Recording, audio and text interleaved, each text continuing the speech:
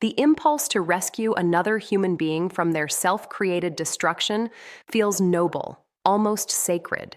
It produces a warm sensation in the chest, a sense of purpose that temporarily fills the emptiness many carry. Yet this impulse, when directed towards certain types of people, becomes a slow poison that corrodes one's own power, drains one's resources, and ultimately leads to betrayal. Machiavelli understood what compassionate hearts refuse to accept. Some people cannot be saved because they do not wish to be saved. They exist in patterns so deeply entrenched that any attempt at rescue only strengthens their dysfunction while weakening the rescuer. The person who fails to recognize these types will spend their finite life energy on efforts that not only fail, but actively harm them. Recognition is the first step toward self-preservation. The perpetual victim who weaponizes suffering. There exists a psychological type that has discovered suffering as a form of currency. These individuals have learned that pain, when displayed prominently, generates attention, resources, and power over others. Their victimhood is not a temporary state resulting from genuine misfortune, but rather an identity they cultivate and protect. The emotions they experience around their suffering are complex and contradictory. On the surface, they appear to desperately want relief from their circumstances. They speak endlessly of their desire for change, their hope for better conditions, their exhaustion with their current state. Yet beneath this surface presentation lies a deep attachment to their victim status. Their suffering has become the organizing principle of their existence, the source of whatever attention and sympathy they receive, the excuse that absolves them of responsibility for their choices. When someone attempts to save this type, they initially encounter what appears to be receptiveness. The perpetual victim accepts help, expresses gratitude, and may even implement suggested changes temporarily. This response reinforces the rescuer's belief that their assistance is working. But Machiavelli would recognize the pattern that inevitably follows. As soon as real progress threatens the victim's identity, unconscious sabotage begins. Opportunities are mysteriously missed. Advice is forgotten. Circumstances conspire, always conveniently, to return them to their suffering state. The rescuer intensifies their efforts, interpreting the setbacks as evidence that more help is needed. They invest more time, more resources, more emotional energy. The victim's psychological need for their suffering to continue is insatiable. They will absorb infinite amounts of assistance without ever fundamentally changing. The emotional dynamic created by attempting to save the perpetual victim is particularly destructive. The rescuer experiences mounting frustration as their efforts fail to produce lasting results. This frustration transforms into guilt, as they internalize the failure and question whether they are doing enough. The victim, sensing this guilt, applies subtle pressure to maintain the flow of assistance. They express disappointment in ways that imply the rescuer is abandoning them, that if only the rescuer tried harder or cared more, salvation would be possible.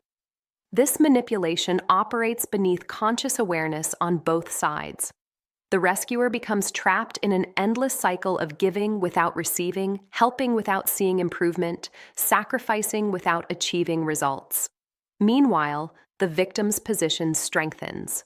They have secured a reliable source of attention and resources while bearing no responsibility for change.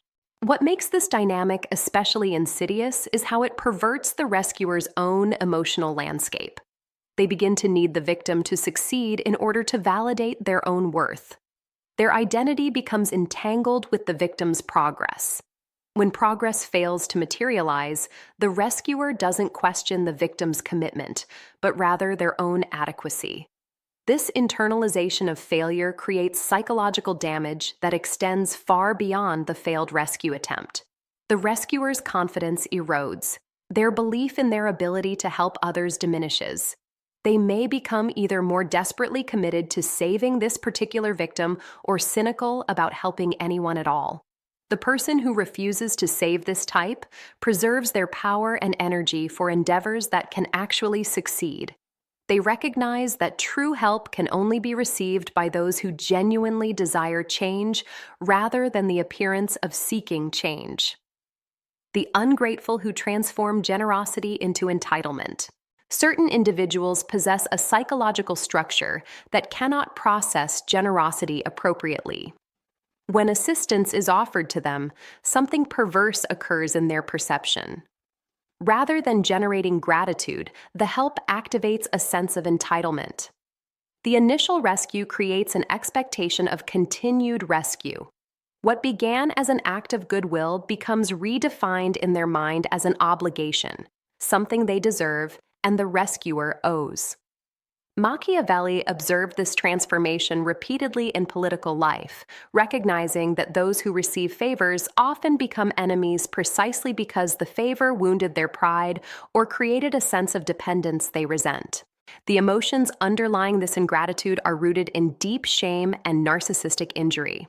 When someone requires saving, they are implicitly admitting weakness, failure, or inability. For the ungrateful type, this admission is intolerable. Their self-image cannot accommodate the reality of having needed another person's assistance. To protect their ego, they must psychologically minimize or devalue the help they received. They tell themselves the assistance wasn't actually necessary, that they could have managed without it, that what they received was inadequate anyway. This internal narrative prevents genuine gratitude from forming. Instead, resentment grows. The rescuer becomes a walking reminder of their moment of weakness, a witness to their failure. The ungrateful person may even come to view the rescuer with contempt, seeing them as naive or foolish for giving freely. The rescuer who fails to recognize this type experiences profound confusion and hurt. They remember clearly the dire circumstances from which they saved this person. They recall the genuine distress, the explicit requests for help, the apparent desperation. Yet now they face coldness, dismissal, or outright hostility. The ungrateful person may spread negative narratives about the rescuer, reframing the assistance as inadequate, self-serving, or controlling. They may demand additional help while showing no appreciation for what has already been given. The emotional toll on the rescuer is severe. Their generosity has not only failed to generate goodwill, but has actually created an adversary. The psychological mechanism behind this transformation reveals itself slowly. The ungrateful person begins to attribute their recovery not to the assistance they received, but to their own resilience or inherent worthiness. They rewrite the narrative of their rescue, diminishing the rescuer's role until it becomes almost incidental. In extreme cases, they may claim they were actually harmed by the help, that it came with strings attached, that it was manipulative or insufficient from the start. This revisionist history protects their ego, but destroys any possibility of genuine relationship with their rescuer. The person who understands Machiavelli's lesson refuses to save the ungrateful, recognizing that their assistance will be rewarded with enmity rather than appreciation. They preserve their resources for those capable of receiving help without transforming it into psychological poison. They understand that gratitude is not something that can be taught or demanded, but must arise naturally from a character structure capable of acknowledging dependence without shame. The chronically self-destructive who love their chains. Some people are addicted to their own destruction. This is not metaphorical language, but psychological reality. They have developed neural patterns, emotional habits, and identity structures organized entirely around self-sabotage. Their self-destruction serves hidden psychological purposes. It confirms deeply held beliefs about their unworthiness. It provides an excuse for not taking risks that might lead to failure. It generates intensity and drama that makes them feel alive. It punishes them in ways they unconsciously believe they deserve.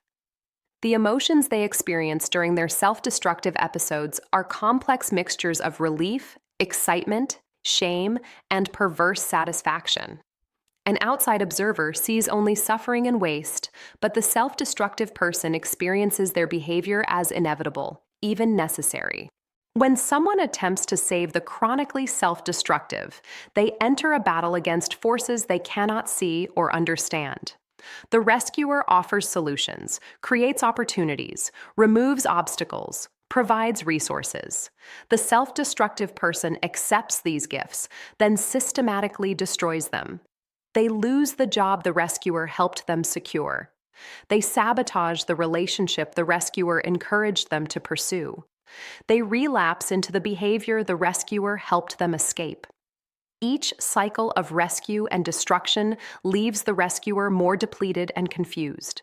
They cannot comprehend why someone would actively choose suffering over relief, chaos over stability, failure over success. They interpret the self-destruction as evidence that they haven't done enough, that the right intervention is still waiting to be discovered. Machiavelli would recognize this as a fundamental misunderstanding of human nature. The chronically self-destructive do not want to be saved from their patterns because those patterns serve essential psychological functions. Removing the self-destruction without addressing the underlying needs it fulfills only creates temporary change, followed by inevitable relapse. Yet addressing those underlying needs requires the self-destructive person to confront truths about themselves they are unprepared to face. They would have to examine why they believe they deserve punishment, why they fear success more than failure, why they cannot tolerate peace and stability. This examination is more painful than their self-destruction. They will choose familiar suffering over unfamiliar growth every time. The emotional investment required to attempt saving the self-destructive is enormous and ultimately futile. The rescuer watches helplessly as their carefully constructed interventions crumble. They experience a unique form of grief, mourning not what was lost, but what could have been. They see clearly the potential in the self-destructive person, the gifts being wasted, the life being thrown away. This vision of unrealized potential drives them to try harder, to believe that the next intervention will be the one that finally breaks through. But the self-destructive person's commitment to their patterns is stronger than the rescuer's commitment to saving them. The self-destructive have years or decades of practice reinforcing their behavioral loops. They have elaborate justifications for their choices. They have developed sophisticated methods for deflecting responsibility and explaining away consequences. The person who attempts to save them will exhaust themselves against this resistance. The wise person recognizes that self-destruction chosen is self-destruction that cannot be prevented by external intervention. They withdraw their energy and allow the self-destructive to experience the full consequences of their choices, knowing that salvation, if it comes at all, must come from within. They understand that some people must hit bottom, must lose everything, must face the complete devastation of their choices before change becomes possible. Attempting to cushion this fall only delays the reckoning and drains the rescuer's resources in the process. The envious who resent your success. Envy is among the most destructive emotions humans experience, yet it operates largely in shadow. The envious person rarely admits their envy, even to themselves.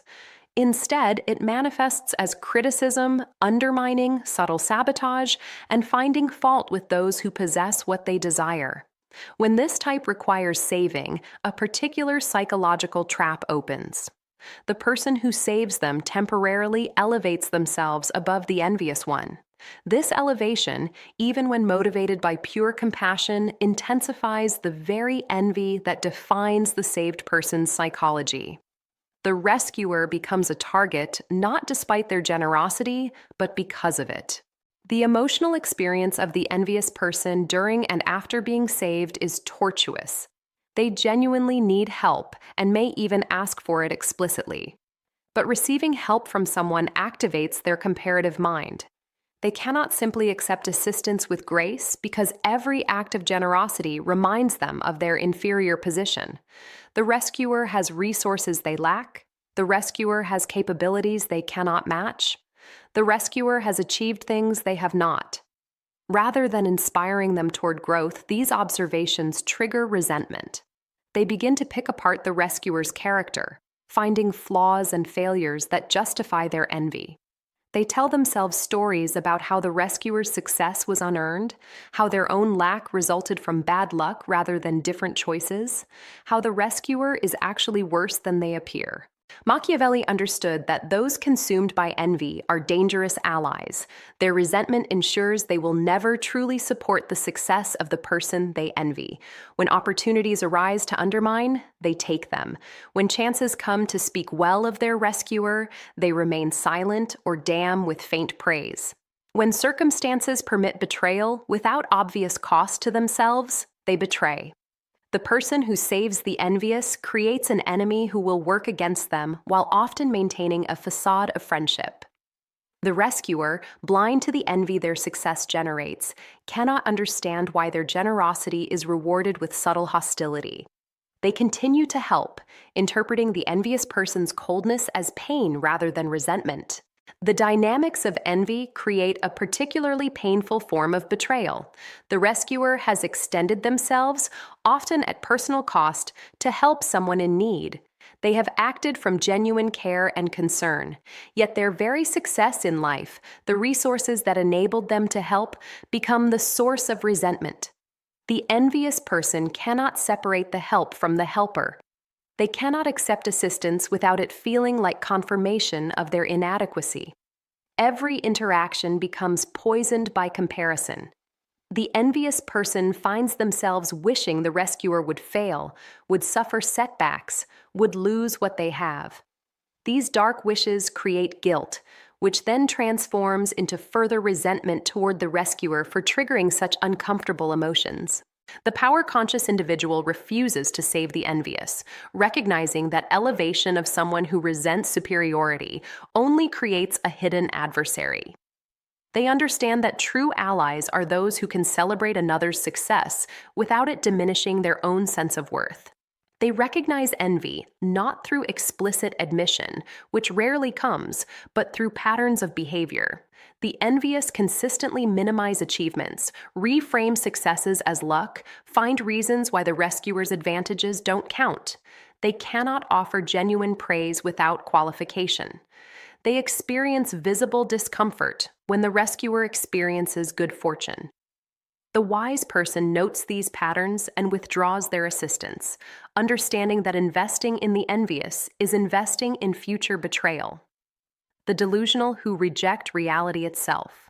Certain people have constructed elaborate mental frameworks that bear no relationship to actual reality. These delusions serve to protect their ego from truths they cannot psychologically integrate. They believe they are destined for greatness while producing nothing. They insist they are victims of conspiracy while their failures result from their own choices. They claim special knowledge or abilities that objective assessment reveals as fantasy. The emotions underlying these delusions are fragile. Any challenge to the false reality they've constructed triggers intense defensive reactions because accepting truth would mean confronting the painful reality their delusions were designed to escape. When someone attempts to save the delusional, they immediately encounter resistance disguised as receptiveness.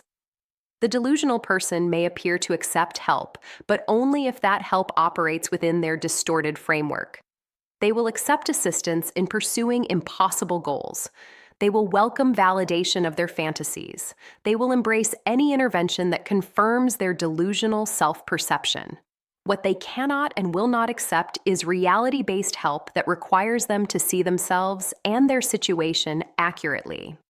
The rescuer, operating from a place of genuine concern, offers practical solutions grounded in reality. These solutions are ignored, rejected, or reinterpreted to fit the delusional framework. The psychological trap for the rescuer is profound. They witness clearly the gap between the delusional person's beliefs and reality. They see the inevitable disaster approaching. They feel compelled to prevent this disaster through forceful intervention in the person's perceptions. Yet every attempt to inject reality is experienced by the delusional person as attack, betrayal, or evidence of the rescuer's inability to understand their special circumstances. The delusional double down on their false beliefs, often cutting off the rescuer to protect their delusions from reality's intrusion. The emotional experience of trying to save the delusional is uniquely frustrating. The rescuer can see the cliff edge approaching, but cannot convince the delusional person to change course. They watch as opportunities are missed because they don't align with the delusional narrative. They observe as relationships are destroyed because others won't validate the false beliefs. They witness potential being squandered in pursuit of fantasies that can never materialize. The rescuer experiences a kind of helpless horror, like watching someone walk into traffic while believing themselves invincible. The delusional person, meanwhile, experiences the rescuer's reality-based interventions as painful assaults on their carefully constructed psychological defenses. Their delusions exist for a reason. Perhaps accepting their true level of ability would require confronting years of wasted time. Perhaps acknowledging their role in their failures would mean facing overwhelming guilt. Perhaps seeing reality clearly would collapse their entire sense of identity. The delusions protect them from these unbearable truths. The rescuer's attempts to remove these protective delusions, no matter how well-intentioned, are experienced as existential threats. Machiavelli would recognize that the delusional cannot be saved until their delusions shatter through direct collision with reality. This shattering cannot be prevented or softened by well-meaning intervention. In fact, attempts to rescue the delusional often enable them to avoid the consequences that might break through their false beliefs. The person who attempts to save the delusional wastes energy that could be directed toward those willing to see clearly. They exhaust themselves fighting against psychological defenses designed specifically to resist reality. The wise person withdraws and allows reality itself to do the teaching that no external person can accomplish. They understand that delusions sustained by external support can persist indefinitely, but delusions confronted by unmediated reality eventually crumble. The parasitic who consume without reciprocity. Some individuals approach relationships purely as extraction opportunities. They have developed sophisticated mechanisms for identifying and attaching to people with resources, whether those resources are financial, emotional, social, or temporal. The parasitic type studies their target, discovering what motivates them, what makes them feel valued, what triggers their helping impulse. They then present themselves in ways calculated to activate these triggers. Their need appears genuine because on some level it is genuine. They genuinely want what the rescuer has. But they possess no capacity or intention for reciprocity, growth, or eventual independence. The emotions the parasitic person experiences are primarily centered on acquisition and avoidance. They feel relief and satisfaction when they successfully extract resources. They feel anxiety when their source appears to be pulling away. They feel frustration when asked to reciprocate or develop self-sufficiency. What they do not feel is gratitude, guilt, or obligation. These emotions, which would normally regulate extractive behavior, are absent or severely diminished. They view the world through a lens of entitlement and scarcity, where everyone must extract what they can, and those who give freely are simply resources to be exploited. When they drain one source, they move efficiently to the next without reflection or remorse. The person who attempts to save the parasitic enters a relationship with no bottom. Every need met reveals another need. Every problem solved creates a new problem. Every resource provided is consumed without producing change or progress. The parasitic person becomes increasingly dependent while simultaneously showing no gratitude or growth. They develop elaborate justifications for why they cannot help themselves, why circumstances uniquely prevent their self-sufficiency, why the rescuer's continued assistance is not only needed, but morally required. The rescuer, if they possess a strong helping impulse, can be drained completely before recognizing the pattern. The parasitic type excels at maintaining the appearance of progress while actually deepening dependency. They provide just enough positive feedback to keep the rescuer invested. They occasionally implement small changes that create the illusion of development. They express appreciation in words, while their actions demonstrate no genuine gratitude. They master the art of making their extraction feel like collaboration, their dependency feel like mutual support. The rescuer finds themselves working harder and harder to sustain someone who shows no signs of actual growth or movement toward independence. What distinguishes the parasitic from those genuinely struggling is the pattern over time. Those who genuinely need help show incremental progress, take responsibility for their situation even while asking for assistance. Express authentic gratitude that manifests in action, not just words, and work toward eventual self-sufficiency. The parasitic show none of these signs. Their situation either remains static or actively worsens despite ongoing help. They deflect all responsibility for their circumstances. Their gratitude is performative and disappears quickly. They resist any movement toward independence because dependency serves their purposes perfectly. Machiavelli would observe that the parasitic have perfected the art of appearing helpless while exercising sophisticated control over their resource sources. They are not weak but strategic, not victims but predators of compassion. They identify individuals with strong helping impulses, those who derive self-worth from being needed, those who struggle to set boundaries, those who feel guilty saying no. Once identified, these individuals become hosts to be attached to and drained. The parasitic person feels no remorse about this extraction because they have convinced themselves that others owe them, that their circumstances justify taking, that the rescuer benefits from being needed anyway. The person who values their own power refuses to save the parasitic, recognizing that resources invested there produce nothing but continued extraction. They protect their energy for relationships of genuine reciprocity, where help creates growth rather than dependency. They learn to distinguish between temporary need and permanent extraction. They observe patterns rather than accepting explanations. They watch what people do rather than what they say. When the pattern reveals itself as parasitic, they withdraw without guilt, understanding that enabling parasitism helps no one. The parasitic person will simply find another host, but the rescuer preserves their resources for those who will use help as a bridge to self-sufficiency rather than a permanent subsidy for dysfunction.